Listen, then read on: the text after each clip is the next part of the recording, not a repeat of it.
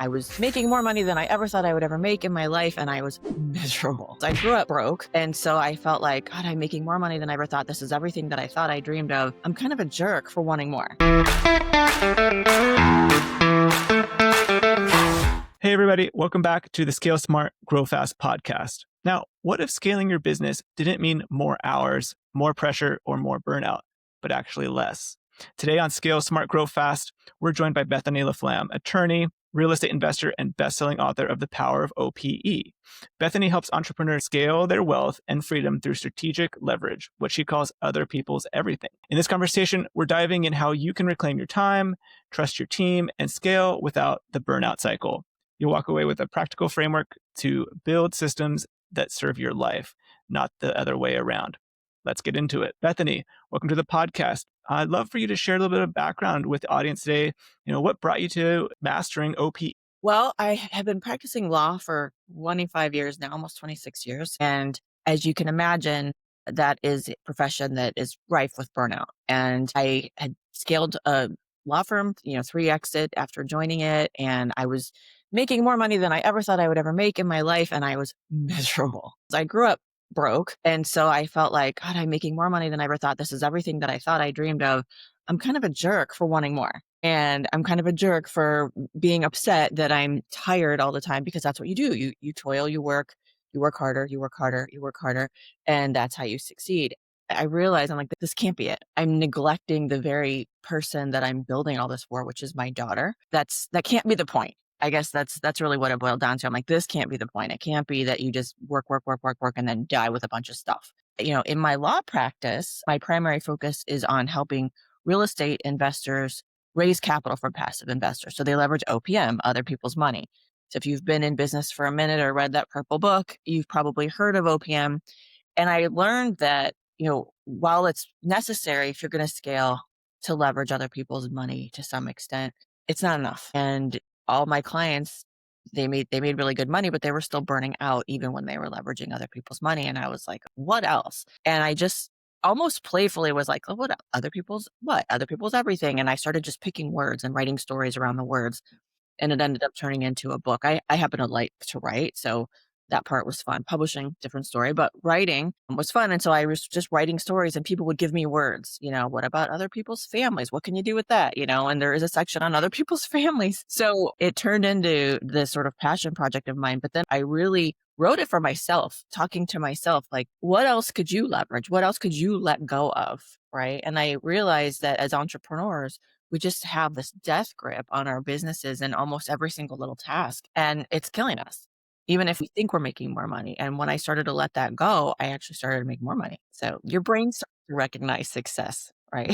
That's right. I'm curious, if you can kind of help unpack, you kind of shared some examples of what OPE means, but how can leaders start shifting their mindsets to really start recognizing aspects of OPE and how to leverage it?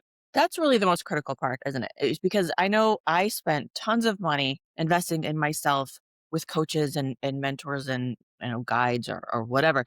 And the thing I realized that I really needed to unlock was my own limiting beliefs of, because I just told you, right? I felt like I was a jerk for wanting more. I get to do this, right? I get to let go of some of my business. I get to enjoy this process. I get to make a lot of money, maybe even more than I thought I wanted to make, if that's what I want. So I had to unlock that I get to, or my deservedness, right? I'm enough to do that. I don't have to work harder than everybody else to have earned it, right? And so that mindset shift, I think, was probably the biggest thing for me. Was I get to because I said so, not because I've earned it, not because someone else gave me permission, not because I worked harder than everybody else, or because whose scale is that, right? To say that I hustled enough. And I think if you're going to start investing anywhere, invest in yourself. If that's where you're stuck, you're never going to stay where you want to be. You're going to keep falling back. And I keep having to revisit it too. I wrote a whole book on it. I've spent hundreds of thousands of dollars on various coaches. And over the years, it's like going to the gym or taking a shower. You got to keep doing it. Right. And Yes. so I got to keep exercising that muscle, or I fall back into, okay, let me just do it. I'll just do it. Right. Oh, I love that you brought up that mindset shift of that you get to do this, because oftentimes when people, especially when they're maybe getting their first executive assistant, they might have some guilt about handing off tasks, or maybe having someone working for them while they aren't working. Maybe they're able to take some time off, but they have someone working for them during that time and they feel guilty about that. How do you kind of coach people through, you know, fixing that mindset and realizing that like they are worthy of this, that it's not a guilty thing to work less but still make more? There's a couple of steps, and the first one I work with is helping people figure out what their lane is, right? And their lane is made up of 3 things, and 3 things, it's gotta be all 3, right? The first one is, what are you amazing at? What can you do better than anybody else? What are you put here on this earth to do that is just you're incredible at? And that's the thing that only you should be doing in your business. A lot of us get stuck right there. The second part of that is what also lights you all the way up, right? What is the part that you're like, I get out of bed and I'm like, I get to do this today. I can't believe this is my job. I can't believe this is my life. That's the part where the I get to comes in a lot, right?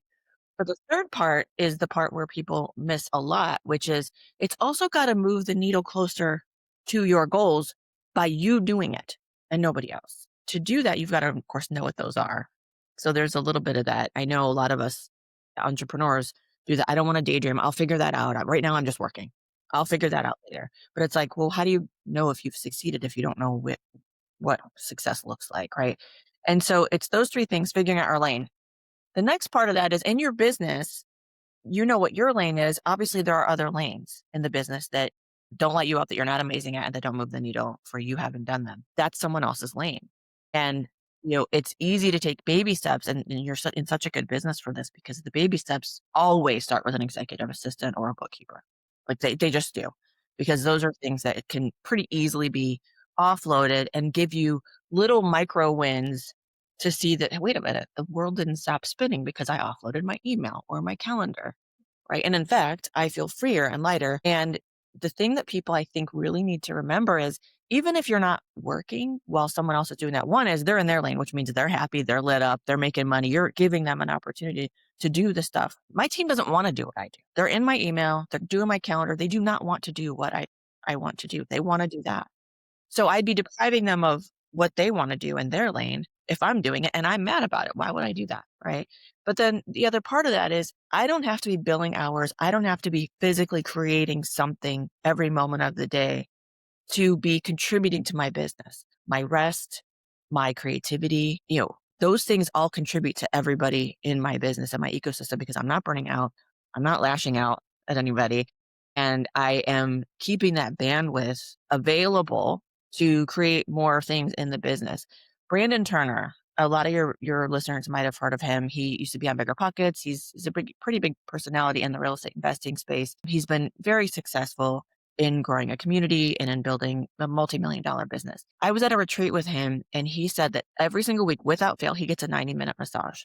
And during that is when he comes up with his multi-million-dollar ideas. So he's getting a massage, he's relaxing, his team's still working, and he's coming up with more ways for them all to make money. So if we reframe it and look at your rest time is also, it's restorative, it's regenerative, it's a way for you to contribute more to your business, and it is necessary.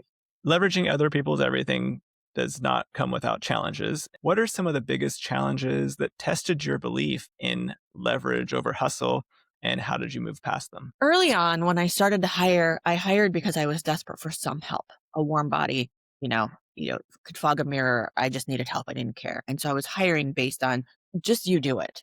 Right. Well, I don't have a system for that. I wasn't picking the right who's for my business. I was just like, here, take it. It's not a really good way to offload stuff because you're not sure that person could even handle it. You're not sure if they understand your business. There's no system for you to check to even see if they're doing what you want because you don't know what you want. And so I made the mistake of hiring poorly and not training well and not having systems. And then I would just sort of perpetuate that. See, I do have to do it myself. So that was the challenge for me is take a step back, figure out what you really need, figure out your lane, figure out who needs to be in the other lanes, and then choose the right people intentionally versus just anybody help me, because then everyone's going to flail if you do it that way. I love that you brought that up. That is one of the areas that we really specialize in at Workergenics. For those listening, we take that burden of hiring the right person off of entrepreneurs and business leaders because that's our specialty. And then we help them using AI tools and technology to build out those systems, including giving them a 30, 60, 90 onboarding plan. So it's not so overwhelming of like, how do you even get started with that first EA or that first bookkeeper? Just make things easier for them. Now, and speaking of those systems and frameworks that you mentioned that, are so essential to having success with leverage, what are some of your favorite systems or frameworks that consistently help you free up your time while building that team ownership? We built a system to get me out of email. Anybody who's listening, if you're not there with help yet, email is probably the bane of your existence, or Slack, or some communication where the outside world can access you directly, whatever vehicle that looks like. I thought there was no way I would ever get out of my email, because how can somebody who's not a lawyer respond to legal questions? How can somebody answer in the way that I would answer? And the answer is, I've offloaded that for a couple of years now. I don't even open my inbox anymore, and my business is going so much better as a result of it. And the system that we set up for that is, it started off really, really basic, right? Take my emails and put them in different categories or buckets. If it's an advertisement that I don't need to see, get rid of it. If it's something that someone who's not me could answer, answer it. If it's something I must answer, then you put it in a folder for me to answer. And we've evolved past that now, because I learned that even if I open my inbox, I'm looking around. I'm down a rabbit hole now of like, oh, what's this? Oh, what's that? Stuff I didn't need to see. I didn't need to spend my attention on at all. So I'm not even allowed to open my email anymore. They'll send me a screenshot of something I have to respond to, either in Slack or in text, because that's the way I like it. And we've learned that, by the way. We've learned what way I like to communicate and doesn't get me distracted. And so for me, that's it. For somebody listening, it might be something different, right? A folder might be good enough, right? If you're disciplined enough to not look at anything else, good enough. For me, I need one thing in a text so I can just focus on that one thing.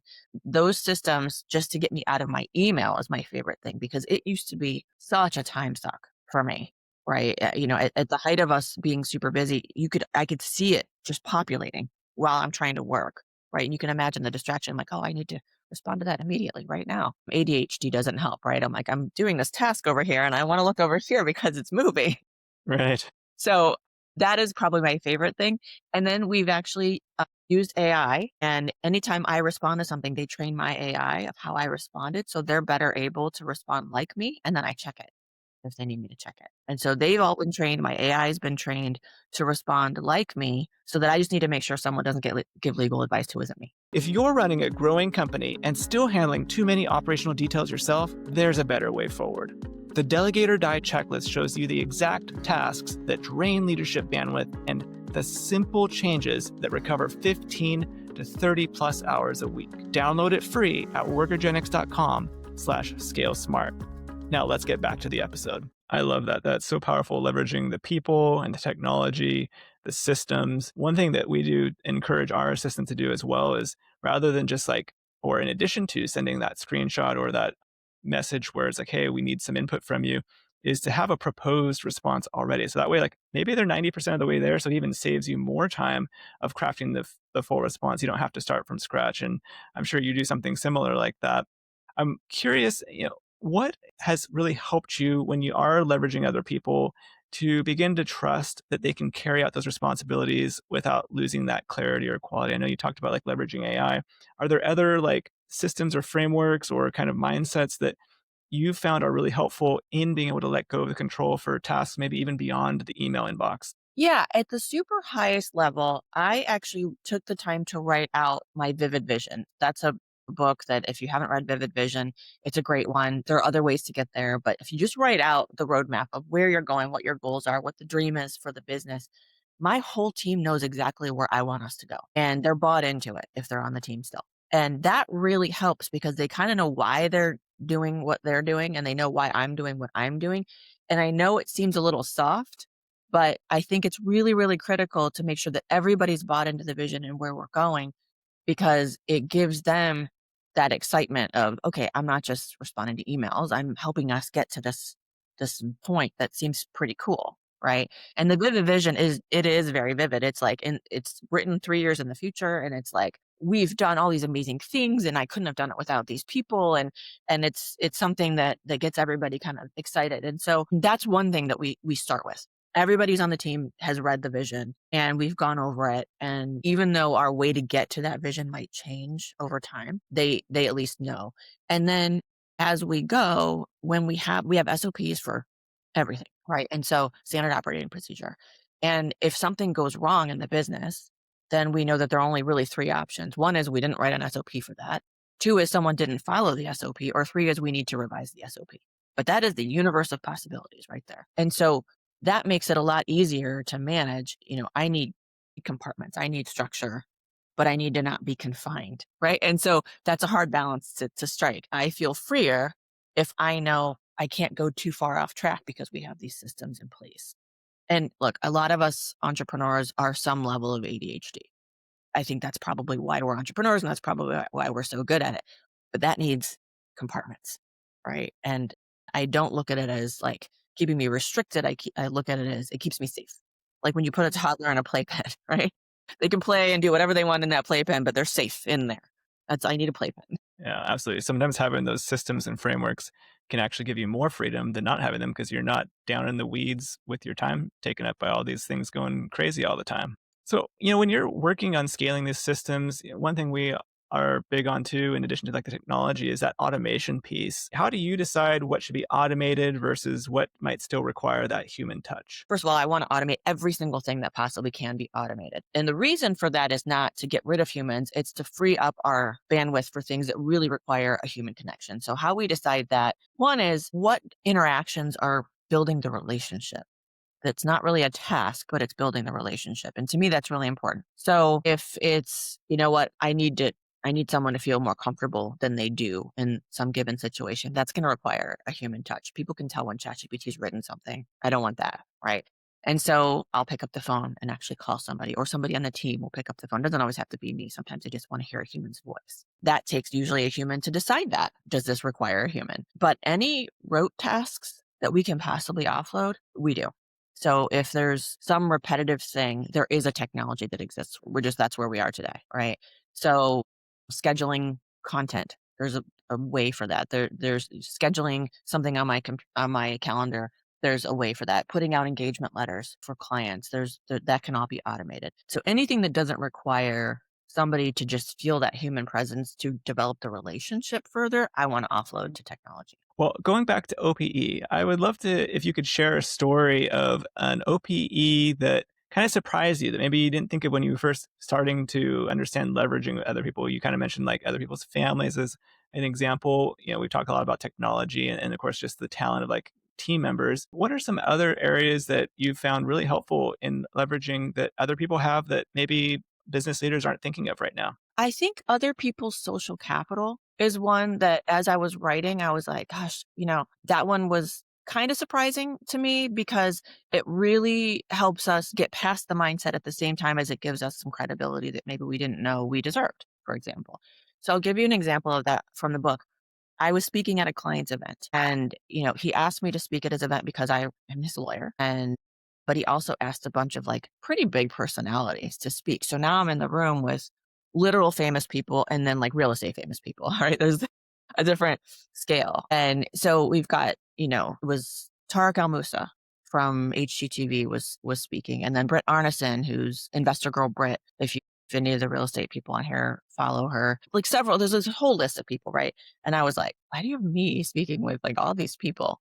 Right. And the host of the event put together a group chat on our phones. And I'm like, now I'm in a group text with all these people that I was like, oh my God. And one of my other clients happened to be in there and he was like, oh my God, Bethany, I love her. That's my securities lawyer. And everybody was like, oh my God, it's so great to meet you. I've been wanting to meet you. And so just the fact of being invited by my client and then being recognized by another client, I was elevated to equals, right, with these other people that I thought were so far above me. And they were like, well, okay, we're listening to you because you have this knowledge that we don't have. And that didn't occur to me because I don't have a huge following. I'm not famous, all these things. And so I was like, it took someone else's social capital, someone else saying, she's here because we find her information valuable. And I was like, that was really powerful for me because it got me past my own block of, oh my God, why am I in this room? And then it also helped me show up differently in the room when I got there. So that's one that I think I was a little surprised by, that I didn't think I needed that validation because I'm a big, strong woman, right? But I, in fact, did need that validation. Oh, yeah, that's so true. I experienced the same thing last week. I was at a lending conference in Vegas and just talking to a few people I knew and shared a couple of the things I was looking to get out of the conference. And immediately they like made these connections to people who I probably would not have approached on my own, or maybe they would have delayed in responding if I had kind of just done a cold outreach on email or LinkedIn or something like that. And by just saying, hey, so and so recommend I get in touch with you about this particular issue, I got immediate replies and like meetings scheduled right away because of that social capital that you're talking about right there. So that's so true. Looking ahead, going back to like the mindsets and habits, what kind of mindset or habits do you see derailing business leaders' scaling plans and their ability to leverage other people's everything? And how can they avoid those? I think the biggest one is the need for control. It's still that I'm going to do it better than everybody else is going to do it. No one's going to do it the way that I would do it. And I think the way to get past that is one, recognizing that may be true and that's still okay. It may be true that someone is not going to respond to an email exactly the way I would have responded. Way early on in my career, I had a coach who told me sometimes good enough is good enough. If it's a $15 an hour job, it does not need to be as done as well as you would have done it. That's okay. Even if it's a little bit off from what you would have said, if it's not something that's gonna derail your whole business, let it go. Or don't ask. I don't even always know how people respond, and I suppose if a client complains, then I'll have to jump in. No one has yet from at least that way. No, I'm sure people complain all the time, but, like, no one's complained that someone responded in a way that I didn't or I wouldn't have, right? So I think that right there is a big part of it, and then if any of your listeners listen to Dan Martell or follow or have read Buy Back Your Time, Dan Martell, something in his book that he said, and I love his book. I don't agree with everything in it, but that's okay. That's going to be true of probably any book that you read. You take what works and leave the rest. My very favorite quote in that book, though, is 80% done by someone else is 100% freaking awesome. So it doesn't have to be as good as how you would have done it. It just needs to not be you. Exactly. I love that one. A similar phrase we use is good enough is perfect. There you go. Perfect. So, as we're wrapping up here and want to leave the listeners here with some specific advice from you, what is one simple action they can take this week to free up maybe just 1 hour of their time and start building momentum for that smarter growth? Offload your calendar. Work with an executive assistant or a VA to figure out what time of the calendar works best for you. So for me, I'm creative in certain times of the day. I'm more focused in other times of the day. I know that about myself. I worked with my assistant. We block times. I only put things in my calendar during the times of my personal appointments. I don't touch my calendar for anything else. I never go back and forth with somebody about whether I'm available. I say, here's Ashley. And that it frees up way more than an hour. But if you just baby steps, your brain, once it starts to see that working and the world isn't, it's going to go find that again. And you're going to be able to get more and more and more and more freedom the more you start to trust that and do that. So I think calendar is just a really easy way because if it gets messed up, it's pretty easy to fix. Yeah, that's so powerful.